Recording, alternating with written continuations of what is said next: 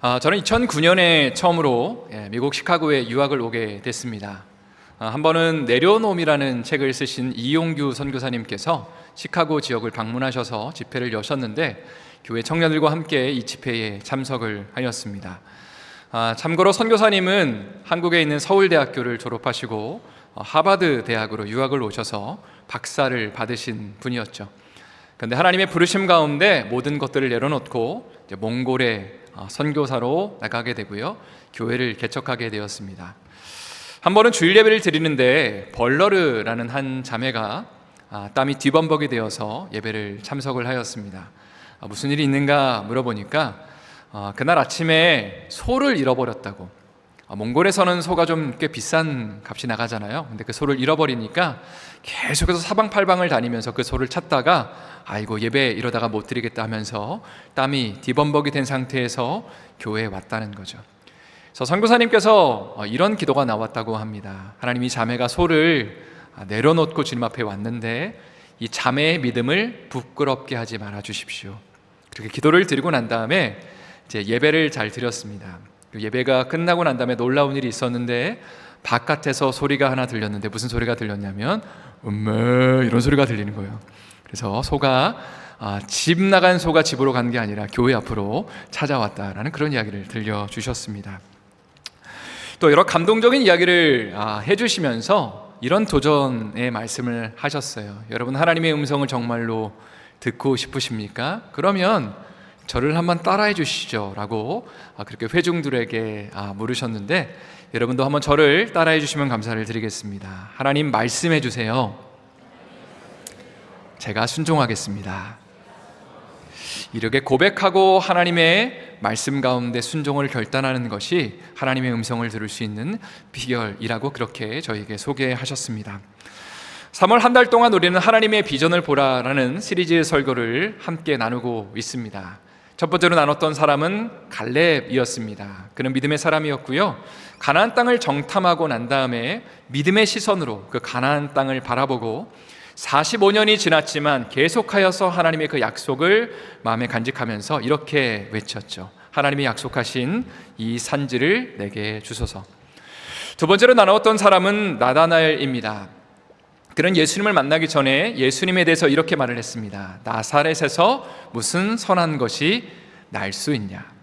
그러나 예수님을 만나고 난 다음에는 그의 생각과 그의 마음이 완전히 변화됐습니다. 그분이 나의 모든 것을 아시는 줄을 깨닫고 난 다음에 하나님의 아들이라고 예수님을 고백하였죠. 근데 예수님은 이런 말씀을 하십니다. 하늘이 열리고 하나님의 사자들이 인자 위에 오르락내리락 하는 것을 내가 보게 될 것이다. 오늘 우리가 세 번째로 나눌 인물은 사무엘입니다. 사무엘은 기원전 1050년부터 1000년경에 활동했던 이스라엘의 선지자입니다. 지금으로부터 한 3000년 전에 활동했던 사람이고요, 그 당시에는 이스라엘에 왕이 없었습니다. 그냥 지역별로 저치들, 사사들이 통치하고 있었던 시기였는데, 사무엘이 선지자로 활동하는 중에 첫 번째 왕이 세워졌는데 그 왕의 이름이 사울 왕입니다. 오늘 본문의 말씀 사무엘상 3장 1절 말씀을 한번 다 같이 읽어보도록 하겠습니다. 읽겠습니다. 이 사무엘이 엘리 앞에서 여호와를 섬길 때에는 여호와의 말씀이 희귀하여 이상이 흔히 보이지 않았더라. 여기 처음에 보니까 아이 사무엘, 영어로는 더 보이 사무엘이라고 되어 있습니다. 그러니까 그의 나이가 10대 정도 되었을 때에 어떤 일이 있었냐면 여호와의 말씀이 희귀하였다. 그리고 이상이 흔히 보이지 않았다. 하나님이 비전을 보여주시고 하나님의 말씀을 보여주시는 것이 굉장히 레어한 일이었다라고 당시의 상황을 묘사하고 있습니다. 또 사무엘은 지금 여호와의 성막 태버네클에서 생활을 하고 있습니다. 왜냐하면요, 그의 어머니 한나가 오랫동안 자녀를 갖지 못했기 때문에 하나님 앞에 이런 서원을 했거든요. 하나님, 자녀를 주시면 그 아이를 주의 종으로 바치겠습니다. 그렇게 해서 태어난 아이가 바로 사무엘이었습니다. 그래서 사무엘은요, 어린 시절부터 제사장들과 함께 성막에서 생활을 하였습니다. 그런데 오늘 본문 1절에 보니까 이렇게 이야기를 하고 있죠. 여호와의 말씀이 희귀하였다. 굉장히 레어하게 들렸다. 그리고 이상이, 하나님의 비전이 잘 보이지 않았다라고 이야기를 합니다. 이것은 사사시대의 정형적인 특징을 우리에게 말해주고 있는 표현입니다. 당시에는요, 정치적으로는 이미 나눈 것처럼 왕이 없었기 때문에 이스라엘 전역의 백성들이 하나의 통일된 이야기를 듣지는 못했습니다. 또 영적으로도 하나님의 말씀이 많은 사람들에게 임하지 않았기 때문에 하나님을 모두가 다 믿는다고 말하고 섬긴다고 말하지만 자기의 방식대로 제 소견에 옳은 대로 행했던 것이 바로 사사시대의 특징입니다. 자, 그리고 2절 말씀도 한번 다 같이 읽어볼까요? 2절 말씀 읽겠습니다. 엘리의 눈이 점점 어두워가서 잘 보지 못하는 그때에 그가 자기 처소에 누웠고. 엘리는 당시에 최고의 영적 지도자였던 대제사장이었습니다. 자, 근데 그에 대해서 뭐라고 설명을 하냐면 그의 눈이 점점 어두워져 갔다. 학자들은 이것이 두 가지 의미를 담고 있다고 말을 합니다. 실제로 나이가 들면서 정말 눈이 잘 보이지 않는 상태가 되었다라고 해석하고요. 두 번째는 영적으로 앞을 보지 못하는 상황이 되었다. 사실 엘리 제사장은 이미 말씀을 드린 것처럼 이스라엘 백성들을 영적으로 이끌어야 되는 제사장이었고 리더였습니다. 그러니까 하나님을 찾고 구하는 가운데 하나님의 음성을 잘 듣고 백성들을 향해서 이쪽으로 가셔야 됩니다. 여러분, 그렇게 하시면 안 됩니다. 이렇게 하는 것이 하나님의 뜻입니다라고 하나님의 선명한 그 음성을 듣고 비전을 보고 난 다음에 선포해야 되는 직무를 갖고 있는 사람이 바로 엘리 대제사장이었죠. 그러나 어느 순간에 나이가 들면서 그의 영적인 상태는 우둔하여지고 영적으로 깊은 잠에 빠져 있는 것처럼 보입니다. 이제 3절 말씀을 한번 또 다 같이 읽어보도록 하겠습니다. 읽겠습니다. 하나님의 등불은 아직 꺼지지 아니었으며 사무엘은 하나님의 궤에 있는 여호와의 전안에 누웠더니. 여기 보니까 하나님의 등불이 아직 꺼지지 않았다. 이것도 두 가지 의미를 담고 있습니다. 하나는 하나님의 성막 안에 그 등불이 밤새 실제로 켜져 있었다는 의미가 되고요. 두 번째 의미가 더 중요한데, 하나님의 말씀이 희귀하고 이상이 잘 보이지 않았던 시기였지만 그럼에도 불구하고 이스라엘을 향해 갖고 계셨던 하나님의 계획과 뜻, 그 영적인 등불은 아직까지도 꺼지지 않고 타고 있었다라는 그런 의미로 해석할 수 있습니다. 그리고 사무엘은 하나님의 성막 안에서 지금 잠을 청하고 있죠. 자, 그런데 바로 그때 하나님이 처음으로 사무엘을 만나주시고 그를 부르시는 사건이 발생을 합니다. 그게 바로 4절과 5절 말씀인데요, 한번 다 같이 또 읽어보도록 하겠습니다. 여호와께서 사무엘을 부르시는지라 그가 대답하되 내가 여기 있나이다 하고 엘리에게로 달려가서 이르되 당신이 나를 부르셨기로 내가 여기 있나이다 하니 그가 이르되 나는 부르지 아니하였으니 다시 누우라 하는지라. 그가 가서 누웠더니. 하나님이 사무엘을 이렇게 부르십니다. 사무엘아, 사무엘아. 그때 사무엘이 이렇게 응답하죠. 제가 여기 있습니다 하면서 그가 얼른 누구에게로 달려가냐면 엘리 제사장에게 다가갑니다. 제사장님, 저를 부르셨나요? 라고 말을 하니까 아니, 안 불렀는데 뭔가 잘못 들은 것 같구나, 다시 돌아가라 라는 이야기를 듣게 되죠. 이런 일이 총 3번이 있게 됩니다. 그리고 이런 일이 반복적으로 일어났을 때에 엘리 제사장이 하나님이 그를 부르시는 거구나 라는 깨달음이 오고 난 다음에 다음과 같이 하나님 앞에 반응하라고 그렇게 권고하죠. 그것이 바로 9절 말씀입니다. 9절 말씀 제가 읽어드릴게요. 엘리가 사무엘에게 이르되 가서 누웠다가 그가 너를 부르시거든 내가 말하기를 여호와여 말씀하옵소서 주의 종이 듣겠나이다 하라 하니 이에 사무엘이 가서 자기 처소에 누우니라. 자, 저를 한번 여러분 힘차게 따라해 주시면 감사를 드리겠습니다. 여호와여 말씀하옵소서 주의 종이 듣겠나이다. 성도 여러분, 사실 우리 가운데 하나님의 음성을 거부하고 싶은 사람은 한 사람도 없을 겁니다. 하나님의 말씀을요 정말 듣고 싶죠. 답답한 상황 가운데 아픈 환경과 여러 가지 어려움들 속에서 정말 하나님을 만나고 싶어 합니다. 하나님의 음성을 듣고 싶고 하나님이 우리의 삶을 향해서 보여주시는 그 비전과 뜻을 우리는 분명하게 보고 싶습니다. 그런데 잘 안 들리고요, 잘 안 보이는 것이 우리의 현실입니다. 왜 그럴까요, 도대체? 최근에 나온 책 중에 한국교회 트렌드 2023이라는 책이 있습니다.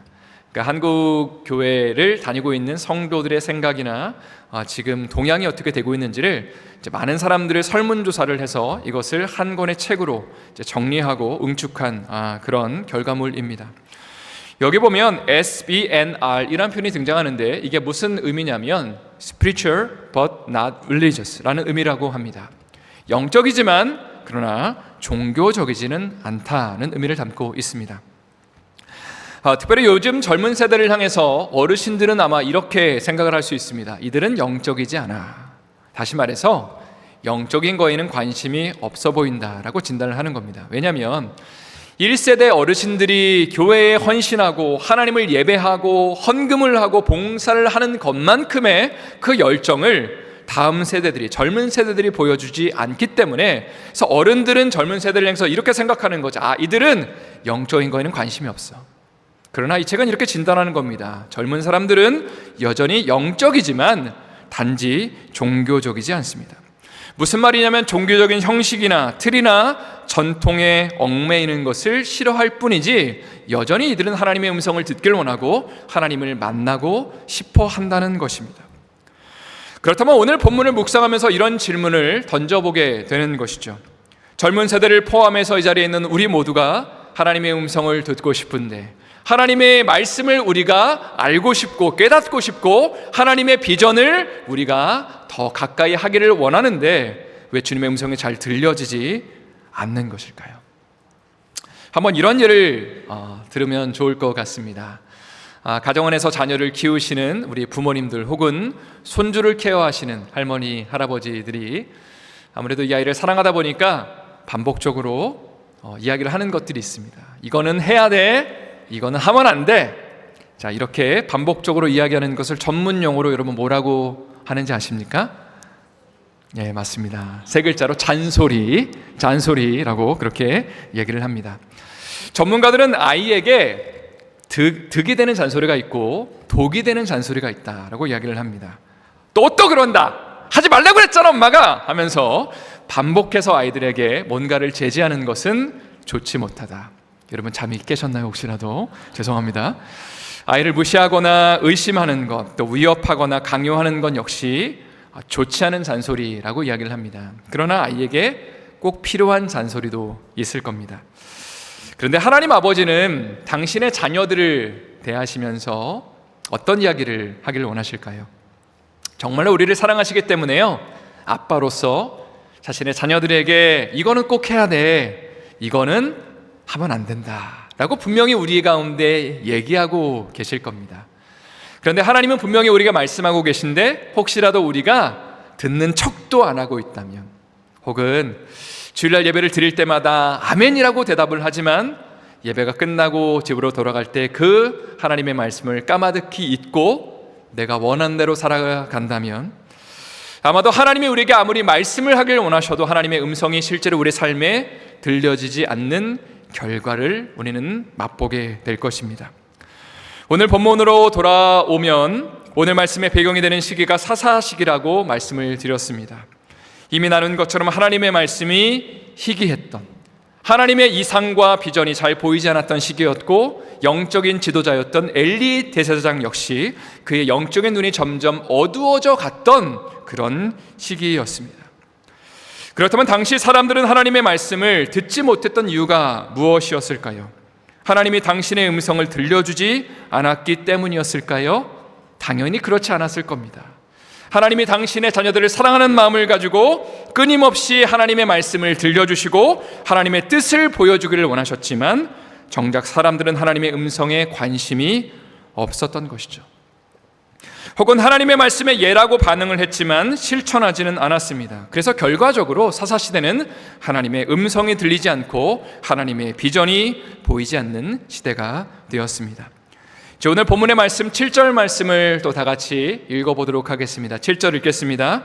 사무엘이 아직 여호와를 알지 못하고 여호와의 말씀도 아직 그에게 나타나지 아니한 때라. 사무엘이 하나님을 알지 못했다는 것은 지식적으로 하나님을 알지 못했다는 것이 아니라 인격적인 만남이 아직 이루어지지 않았다는 것이고, 하나님의 음성이 한 번도 그의 인생 가운데 임한 적이 없었다는 것입니다.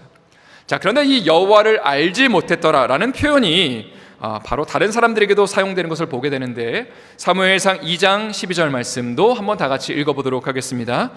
엘리의 아들들은 행실이 나빠 여호와를 알지 못하더라. 자, 이 말씀을 보면 홈리와 비느하스, 엘리의 아들들입니다. 이 두 사람과 그리고 사무엘 세 사람 모두 하나님을 알지 못했습니다. 출발선이 똑같았다고 할 수 있죠. 세 명 모두 지식적으로는 하나님을 알고 있었지만 인격적으로 하나님을 만난 적도 없고 하나님의 음성을 제대로 들은 적도 없고 내 삶을 향한 하나님의 분명한 비전을 한 번도 내가 느껴본 적이 없는 상태였다는 것입니다. 그런데 재밌는 것은요, 홈리와 비느하스는 예배를 집리하는 제사장들이었습니다. 오늘날로 말한다면 직분자들이었겠죠. 봉사자들이었겠죠. 교회를 오랫동안 다니면서 하나님을 열심히 섬겨왔던 사람들이었습니다. 그러나 하루에도 수없이 많은 제사를 이끌었지만 진심으로 하나님을 만나기를 원하는 그 마음은 느껴지지 않았던 거죠. 하나님을 정말로 알기를 원하는 그 열망과 열정은 식어져 있었다는 것입니다. 그런데 사무엘은 달랐습니다. 홈리와 비느하스처럼 하나님을 알지는 못했지만 하나님을 만나고 싶었습니다. 하나님을 정말로 알고 싶었습니다. 나를 사랑하시고 나를 위해서 생명을 바치기 위해서 예수님을 보내주신 그 하나님을 우리도 알고 있잖아요. 그런데 그 하나님을 정말로 알고 싶어 했던 것, 그 어떤 마음의 그 열망과 열정 가운데 하나님을 정말로 예배하고 싶고 하나님의 음성을 정말로 제대로 싶었던 그 열정이 사무엘의 마음 가운데 있었다는 것이죠. 그래서 그는 지금 성막에서 잠을 청하고 있는 것입니다. 그리고 하나님의 때가 되었을 때에 하나님이 사무엘을 부르시죠. 사무엘아, 사무엘아. 그리고 엘리 제사장에 가서 저를 부르셨냐고 이야기를 했을 때에 엘리는 이렇게 말을 했습니다. 한 번 더 너를 하나님이 부르신다면 이렇게 말하렴. 여호와여 말씀하옵소서, 주의 종이 듣겠나이다. 그 이후에 정말로 놀라운 것이 하나님의 선명한 음성이, 그리고 하나님의 비전이 사무엘에게 보여지게 되고 들려지게 됩니다. 오늘 본문을 통해서 두 가지 정도 우리가 도전받고 배울 수 있는 것들을 오늘 여러분과 나누고 싶습니다. 첫 번째는요, 하나님의 음성을 듣는 가장 확실한 방법은 순종을 결단하는 것입니다. 앞에서 나눈 것처럼 우리 모두는 하나님의 음성을 듣고 싶어요. 그런데 잘 안 들려서 순종을 못한다고 생각합니다. 아니, 좀 보여주시면, 확실하게 알려주시면 순종하겠다고 말을 하지만 하나님의 음성이 들려지지 않으니까 순종하지 않는 것이죠. 그러나 오늘 본문은 우리에게 이렇게 도전을 합니다. 하나님이 무엇을 말씀하시던 주의 종이 듣겠습니다 라고 사무엘이 그렇게 하나님 앞에 반응하는 순간, 그냥 듣겠다는 말이 아니라 하나님의 말씀 앞에 제가 전심으로 반응하겠습니다 라고 고백하는 그 순간에 실제로 사무엘의 삶 가운데 하나님의 음성이 선명하게 들리게 되고 하나님의 뜻이 분명하게 보여지게 된다는 것입니다. 쉽게 말해서 하나님 앞에 순종을 결단하고 하나님의 음성을 정말 들으면, 하나님 뭐든지 말씀하시면 제가 작은 것 하나라도 내어드리겠습니다. 하나님, 내가 당연하게 생각하는 것들까지도 주님이 말씀하시면 드리겠습니다 라는 마음을 가지고 나의 삶을 주님 앞에 온전히 올려드리며 주님 말씀해달라고 고백할 때에 하나님의 음성이 실제로 들려지더라는 것이죠. 오늘 본문을 통해서 우리가 또 배울 수 있는 두 번째 교훈은 하나님이 이미 우리에게 말씀해 오신 것을 기억하라는 것입니다. 오늘 본문에서 사무엘에게 영적인 지도를 해준 사람은 엘리 제사장이었죠.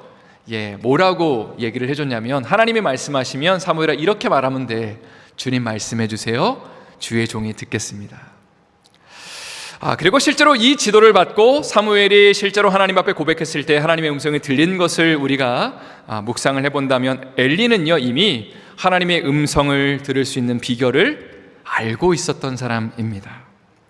아마 그의 인생 가운데 하나님이 분명히 말씀하셨던 시기들이 여러 차례 있었다는 것을 우리는 보게 됩니다. 그런데 문제는 뭐냐면, 말씀은 임했지만 순종하지 않았다는 것입니다. 하나님의 비전은 보이는데 거기에 전심으로 반응하지는 않았다는 겁니다. 엘리 제사장에게 주님이 뭐라고 말씀하시냐면, 너의 자녀에 대한 문제를 주님이 지적하시면서 너가 자녀 교육을 똑바로 시켜야 된다. 그들이 정말로 제사장의 역할을 제대로 하지 못하는 것을 너가 제대로 교훈해야 된다라고 주님이 여러 차례 경고하시고 말씀하시는데 그 말씀 가운데 전심으로 반응하지 못하고 그것을 여러 차례 무시했다라고 성경은 기록하고 있습니다. 그러다 보니까 그의 영적인 귀가 어두워지고 영적인 눈이 감겨지는 것을 보게 됩니다. 하나님의 음성은 임했는데 전심으로 반응하지 않다 보니까 어느 순간에 나는 영적으로 잠자는 상태가 되는 것이죠. 그리고 이것이 저와 여러분의 모습은 아닌지, 하나님의 음성을 듣기를 원하지만 전심으로 반응하지 못하는, 그리고 순종으로 반응하지 못하는 저와 여러분의 모습은 아닌지를 한번 돌아보게 되는 것입니다.